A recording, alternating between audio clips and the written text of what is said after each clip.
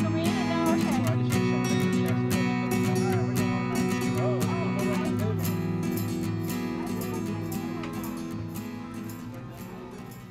Gil here with the Sailing Vessel Dream Chaser, and I think I've shared on these videos before. I actually travel quite a bit for work. You know, it's not always the most glamorous thing in the world having to travel around for work, but my job is tremendously flexible, and it's what allows me to live on a boat, travel around a little bit, and really affords me the ability to kind of do what we do without having to quit my job or frankly be retired. So for what it's worth, every once in a while I spend an evening or two actually editing videos and prepping for whatever the next week's YouTube video is going to be. In this particular case, I'm actually recording it in the hotel as well, which I don't often do. Most of the times I try and record the videos at home, all the clips, or aboard the boat, and then I take them all with me on a little drive and put the video together while I may be on the road or on an airplane flight or something like that. Every once in a while, if you listen carefully on the voiceovers, you might just hear a lot of background noise. It's not been uncommon that I've recorded the voiceovers while on an airplane and then used a filter to pull out some of the background noise. So, for what it's worth, that's what I end up doing. In this week's video, I want to show a little bit about what is it like living aboard a boat in a marina. It's an amazing amount of camaraderie that happens in a marina, especially amongst the liveaboards, because we all spend so much time there at the at our boats. Where we keep Dream Chaser, we're kind of at the end of a finger pier, and I say this, it's an interesting setup. It's kind of like a drive-down island with parking all along the outside of it, and then boat slips along the outer edge of that island. So most of the boats back right up to a parking spot.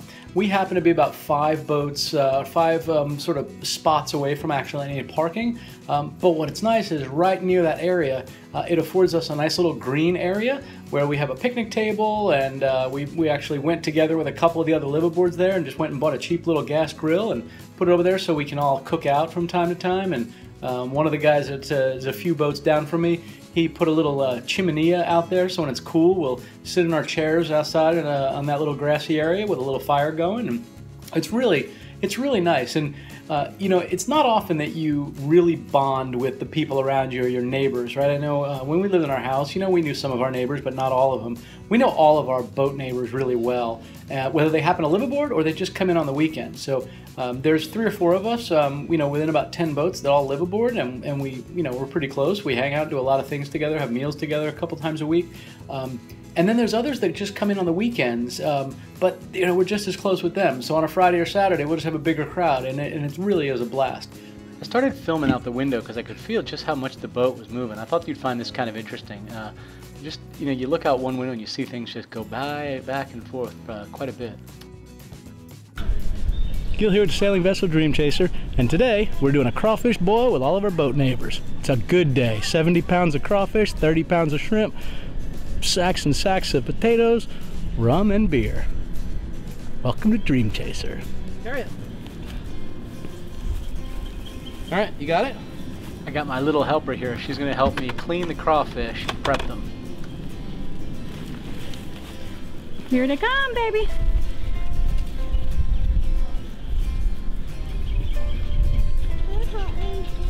Not yet. Come here. McKinley, come here. Yeah, I'm waiting for her to turn it on.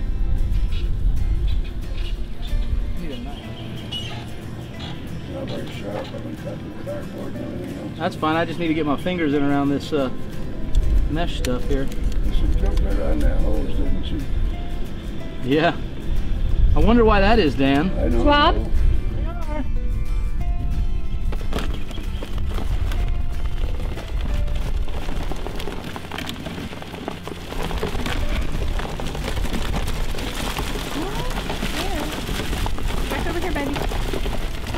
Come here. Go over here by Grandpa Dan.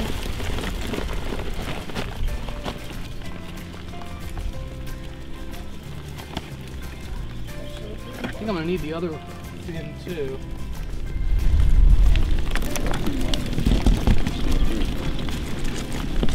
Hold it down. Here, hold that one down right there. You got it? Good girl. Good girl.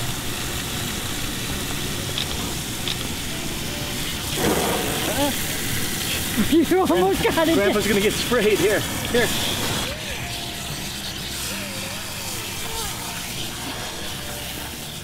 Some people recommend that you go ahead and sprinkle salt on the crawfish and then put water in them, and the salt supposedly helps purge out essentially their digestive tract to keep that nice. We didn't do that. What we ended up doing was just using fresh water. So we'd fill up each of these buckets, put a lid on the top of it, and then pour the water out. And we did that until the water ran out clear as opposed to muddy. Just trying to get the mud out of all the flaps on the underside of their tails. We ended up buying one of these 120 quart pots. I could literally sit inside of this thing. It's just monstrous with this 2 turbojet fuel deal to heat it up. But you know, this thing will cook about 35 or 40 pounds of crawfish at a time. It's pretty amazing. So we had some fun with that. It was just a good time. One of the other guys brought a pot that's probably about a 30 quart pot. So we did the shrimp in that and did multiple pots of it. And at the end of the day, we had way too much food. You know, we were inviting anybody who happened to drive by or, you know, drove in on a boat. We're like, hey, come on over, have some crawfish, have some shrimp. And we still had a ton of leftovers. And, you know, I think all of us had sore fingers, you know, through the next day of peeling all these crawfish tails and packing them into bags for keeping later.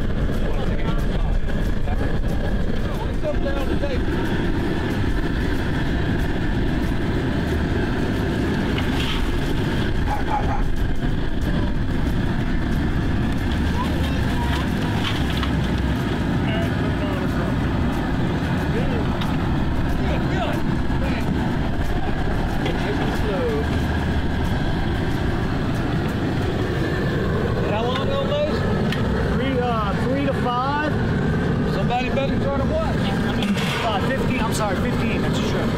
15 on those.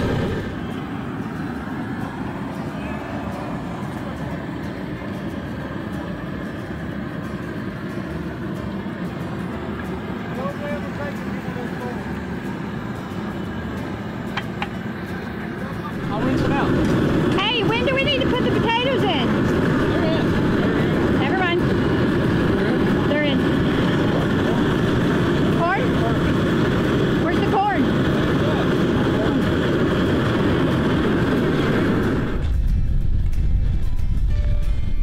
don't know if she's going to take a nap or not. Now it was time to set up the spread and let people come help themselves. And help themselves they did, as you can see in this little fast motion video here. One of these tubs has crawfish in it, the other has shrimp. We actually ended up with 2 of those bins full of crawfish. So I hope you enjoyed kind of seeing what it's like with the crawfish boil.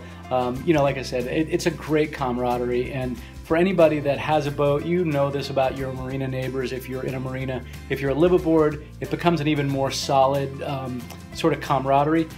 And if you happen to be a cruiser where you travel from place to place and somebody comes in with a new port of call on the back of their boat, you know, one of the boats in our area says Anchorage, Alaska on the back of it, right? So it really is cool to meet people that come from all over the place and have sailed their boats long and far to get where they are. And most of the time they're only staying for a short amount of time and they're heading to whatever their next destination is. So it's really a neat camaraderie. I hope you get to experience that. The other thing I wanted to show you was a little bit of a product review that we're going to go ahead and do. I posted this up the other day. I put it on our YouTube channel, but honestly it was really designed to go up on Amazon as a video review. Deb has found a couple of organizations that are willing to give us a fairly good discount, and in some cases free, for an honest assessment review of their products. So it's been kind of exciting to do. We've several more to put up there, and this is the first one Ironically enough, the first one was not a great and real positive experience, so you know, hopefully we'll still get these product reviews and people do truly want your honest feedback. That's what you'll see in this video review. So I'll go ahead and show that now too. You'll notice it's kind of a full and complete video because that's the way we're putting these together, but I'll just kind of transition into it and let that play through.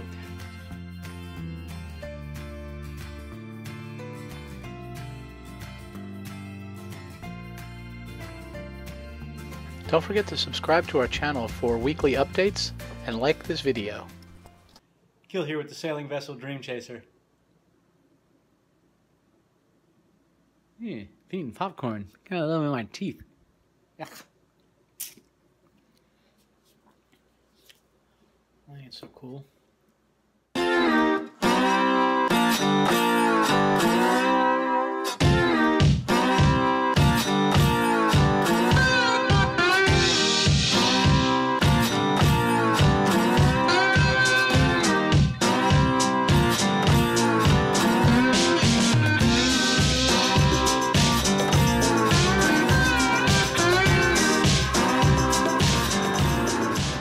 I thought I'd do a quick video review for this particular product.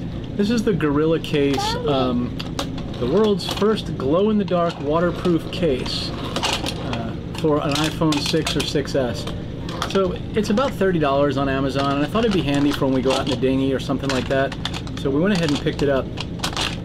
I guess if you're only going to use it for rare scenarios when you need to do a short amount of time in a waterproof case, maybe it's a decent enough option.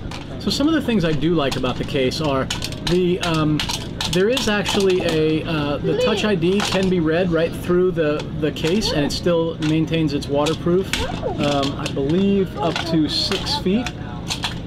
Yeah, 6 feet waterproof. So the Touch ID still works. That's kind of nice. You can still use the screen, so it's fairly good from a touch perspective. I will say that it's a little bit darker when you look at it. It's definitely not as bright as it would be otherwise. And I typically have one of those thin film cases over my phone anyway, and it doesn't have that same effect. This one definitely makes it a little darker.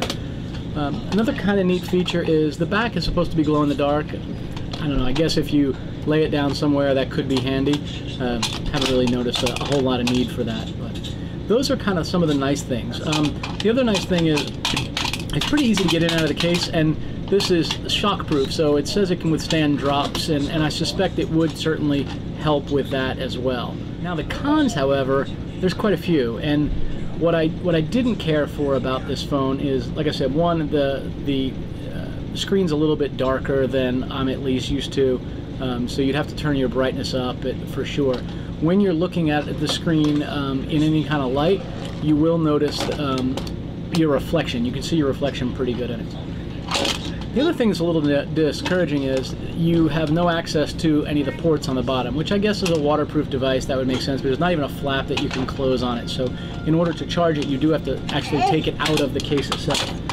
You do have access to the button on the side, so I can click the button on the side to turn the power off. I can also click the button on the side to increase the volume or decrease the volume. Ironically enough, on this side there is the low volume, high volume, and then there's the little switch that you would think you would be able to switch up and down for the little multi-function switch on the side of the iPhone 6. Turns out you can. It actually doesn't allow you to do anything with that. So what I'm going to do is I'm going to take this off so you can kind of see how it works. So to take it off, it's really pretty easy. You basically just pop this thing off. The black cover sits inside of a small groove within the lower cover. So it's just a two-part cover, pretty easy to get to. And what I'll do is I'll kind of show this so you can see the difference here. So you can see the brightness of it here and the brightness without it. I do think that there's a pretty significant difference there. So the phone just pops right in and out of the back case. So again, pretty easy to use. You just pop this thing into the back case of the device. And here's what I was referring to before. So there's a cutout right here in the side of the device that gives access to the volume up and volume down buttons. But if you can see, the actual multi-function switch is behind the edge of this. So the cutout goes to right here. Let's see if I can zoom in on this. The cutout goes to right here, and that multi-function switch is right behind that.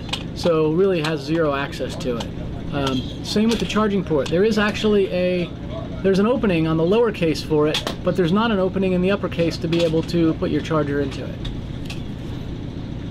One of the other things that's a pretty big con on this particular device is, you know, they did a good job of putting this little circular thing in the middle so you can kind of see the Apple logo, and then also there's the small section right here for the LED flash and the camera. So when you put your iPhone in the case, the camera lens does line up to that. The downside, however, is the picture is horrendous. So that's what it looks like of me there. And just to give you a compare and contrast, I'm going to take that back plate off so you can see just how clear it really is. So you can see how clear it would normally be, and then on the case, despite the fact that it's designed to be doing underwater photos and whatnot, you can see just how unclear that is. It's really pretty horrible. Because of that, it makes it essentially unusable for that particular function. So all in all, if I were to rate this, I would say I would only buy this if you wanted to keep it like on a boat or in your car. If you ever walk it in somewhere and you know it's going to rain and you just want to protect it, you could pop it into here. You'll have to take it off of whatever other case you have. Pretty easy. Again, there's just a groove here, so you pop this thing into the groove and work it all the way around, and then you push this into the groove itself. Honestly, I was a bit disappointed in this, so I was reluctant to actually put this underwater with my phone. So instead, what I'm going to do is I'm going to take my phone out of it, close it up, and put some tissues in it, and then I'll just submerge it in a bucket of water in the sink so I can see just how waterproof it is before I risk my, my iPhone 6S. So I went ahead and just stuck a napkin down inside of the device itself and snapped the case on good and tight, and we'll see what happens here.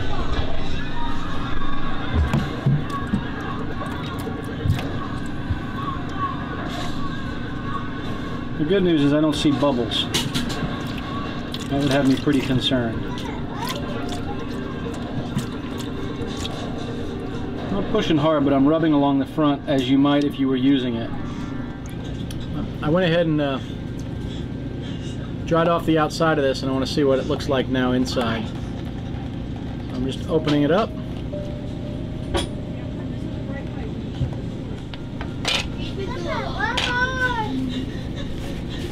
So I will say, to its credit, this is completely dry, so from a waterproof perspective it did seem to work. So it won't be my everyday carrying case, but it is something I'll probably keep in the dinghy, and I can pop the other case off and put this one on if I happen to know that I'm going to be getting pretty wet, or frankly risk maybe the weather gets rough and maybe falling in. So at $30, there's certainly a lot of other dry storage bags that are a lot cheaper. West Marine and Academy Sports and whatnot sell some for about $10 or $12. It's almost like a little Ziploc bag type of thing. You can pop it in that. Would certainly do the same thing, and honestly give you a little bit better of a picture as far as the ability to take a photo underwater, at least in wet conditions. So there you go. There's the review. All right, I do need to let everybody know, we did receive this product from the manufacturer at a discounted rate for our honest and unbiased review of the product. So, in some cases we've done these before, and the reviews have been phenomenal. In this particular case, I think the product, it does what it needs to from a waterproof perspective, but I wouldn't necessarily say it's a great everyday carrying case because it's rather inconvenient for the things I highlighted a bit earlier.